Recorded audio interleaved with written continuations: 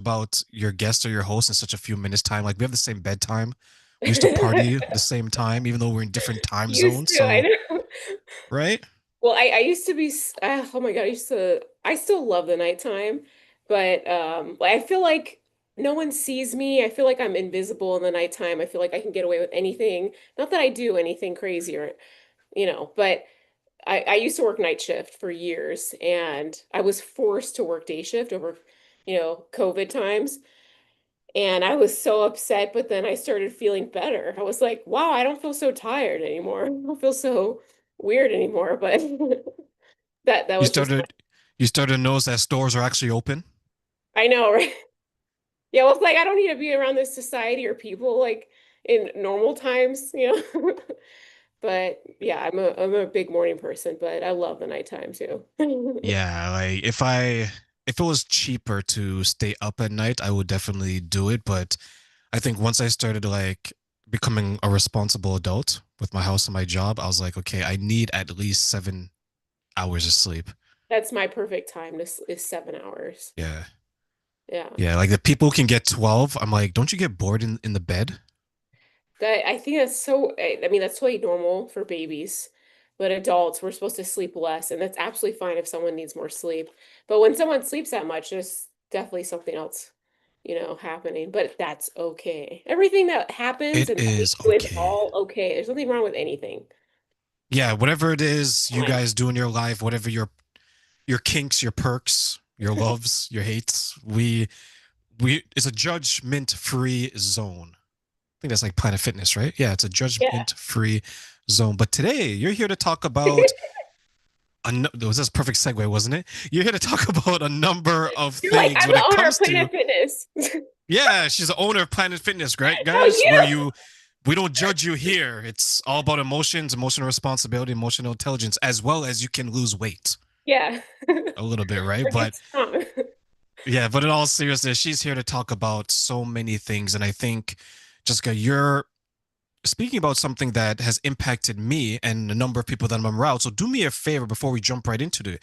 Introduce yourself, tell my audience, of course, a little bit about you and why do we need to understand our emotions, emotional responsibility, and of course, emotional intelligence. Well, I'm Jess. You can call me Jessica or Jess, however you want. I prefer Jess, but whatever. I'll go by Lindsay too if someone wants to call me. That actually used to be my nickname in high school, strangely. Um, but we're as all of us, we're always evolving as humans, and we can be involved in our awareness or our evolvement. And just through my many life experiences that I've had working as a ER and ICU nurse for about 8 years and transitioning to wanting to dive into entrepreneurship and having my own personal experiences within my family, within my own personal life, and seeing just questioning myself as well. Why is it that I feel a certain way because someone says or does something, or someone does something to me? Why do I feel this way? Why do I turn my life upside down because I feel terrible because of what someone said or did? So that really kind of got me deeper into my spiritual journey, um, which was something that I wasn't involved with most of my life. I wasn't aware of it. And it was about 3 years ago when I had kind of a, I say mini spiritual awakening because I'm definitely not a guru of any kind. I'm not enlightened. I still cry. I still get anxiety. I still have fear. And, it's like I have all these things that a lot of humans experience. And it's like, how do we deal with this life with grace? How do we deal with all of these constant changes, this like advancing technology, this demand that we have a big time in the US. I don't know how it is in other countries. I mean, I do. I'm well traveled. I It's just the US is it's like a corporation. It's a great country. It's a great place to live. There's a lot of great qualities about it, but the culture here is all about hustling and just like getting the work done. This 9 to 5, and that stuff doesn't really work for most humans. That's not what our human spirit is really made for, or really knows how to do the best all of the time, you know? And just with my personal experience, having worked in a field of medicine and seen so many things that just crazy things and what happens to people's bodies, what happens to just humans in general and what humans do to each other, it's definitely has shifted the way I see the world, the way I feel about it, and kind of has brought me to solutions that if we could work together with certain solutions, it could help a lot of different things. And one of those solutions is with emotional responsibility. And emotional responsibility or and emotional intelligence is taking responsibility for one's emotions instead of saying that someone or something made someone feel a way. And we do have that power. We do have that power to have that kind of effect on someone to make them feel a certain way with words and with touch and with actions. We have that power, but the thing is most things are not the one that are that are causing us to feel a certain way. It's our reaction, our conditioned reaction, the way that we've been conditioned to respond or react to certain words or certain experiences. And it's pretty like human being a human being is a really weird, amazing, beautiful experience, but it's very difficult at the same time. We have these physical bodies with all these changing things and we have all these needs and we don't know how to meet all of our needs because we can't meet all of our needs. We need each other. And part of emotional responsibility is learning to realize that we can control the way we feel. And it's hard at first, but over time and with practice, we can be a little bit more emotionally strong, regardless of what's happening outside of us. And it's something I'm still even working on, but over the past several years, it's definitely improved with me. If that answers your question, kind of all over the place. No, it does because I had to. I remember in my teens, I was like, okay, emotions are bad, and you bury them, right? And I think a lot of men growing up experience this, right? Because there's that joke, right? Women can experience every emotion but anger, and men can experience no other emotion but anger. Yeah, Right? So for yeah. me, I buried it because I thought that expressing it was a weakness, understanding it was a weakness. As I got older, I began to realize understanding it is a strength. Being able to communicate it is also a strength. What do you think then is some of the obstacles that maybe men, women, and people in general face when it comes to taking responsibility of their emotions or understanding their emotional intelligence? Well, there's a lot of obstacles to to get that with sexes and all kinds of different cultures and different backgrounds and all kinds of different things. But the one thing that is the truth is that we're all one human species and we're here on this earth together and we have to learn to be loving with each other and unconditional. And unconditional is easy for a dog to do. It's so easy for animals to do. You know, we can learn how to love from our dog. That's so easy. Dogs love unconditionally, and many animals do too. Not all, you know, there are a lot of most animals are on survival mode, but it's true. We as children, we were pretty unconditional. When we were children, we were present, we were loving, we didn't care really who we were around most of the time. But humans, an adult, well, which include adults, humans are everyone, but adults tend to ruin that, you know, and they take away our innocence.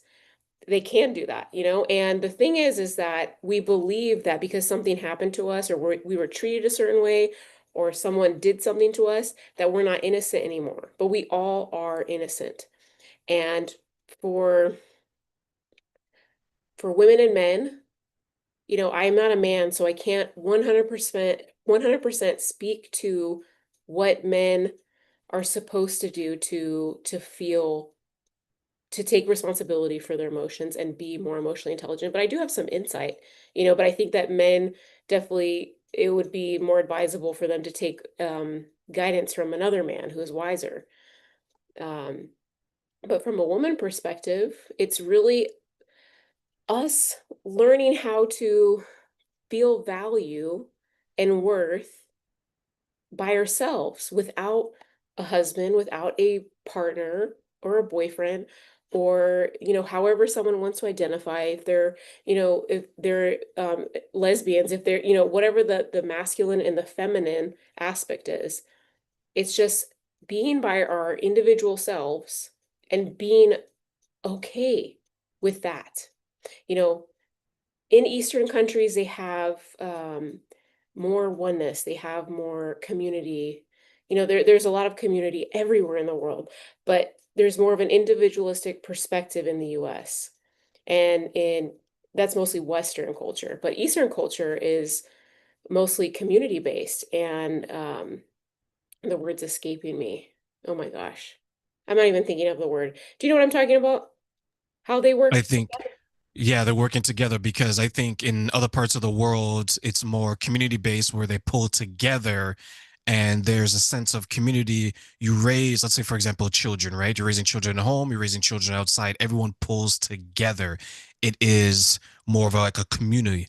Whereas maybe where you and I live, it's more so individualized, right? I can do whatever it is I want, I can raise myself, even though sometimes people forget there's an impact to that type of mindset. I think that's where you're going with it. Yeah, if the word comes to me, I'll say it again. I'm just not thinking of it right now for some reason, but I think that's important for all cultures that have a different way of practice of getting with ourselves and really sitting with our soul and sitting down to the lower level of our minds, which is where a higher power lives. I'm not religious, but I'm spiritual, and I still refer to that higher power as God.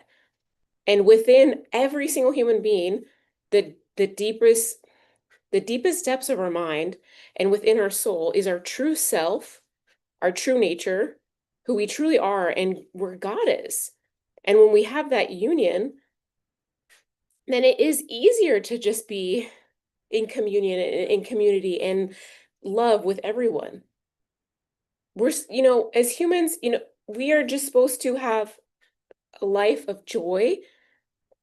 We are supposed to experience life in a very beautiful way. But the thing is not everyone can get to that in their lifetime. And that's okay.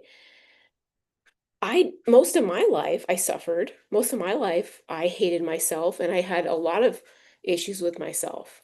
And it wasn't until I started sitting with myself and being okay with being by myself and being who I am, which is still something I'm working on. Sometimes it's not easy, but most days, nowadays, it's a lot easier for me to be loving with myself. Because when we're loving with ourselves, we can be more loving with other people. And women, we have a different energy. We both have a masculine and a feminine energy within all of us. We both, like all humans, men and women, we both came from a man and a woman. So technically, we all are a man and woman. We just have different genitalia. And we do have slightly different hormonal fluctuations, or not fluctuations, but hormones. Every man has progesterone and estrogen, and every woman has testosterone. But the difference is that the amount, women have more progesterone and estrogen, men have a lot more testosterone. There's, that can fluctuate between, certain people because of some kind of imbalance, some kind of, brain chemistry or some kind of something, you know. We're not all 100% exact, but we do have different needs.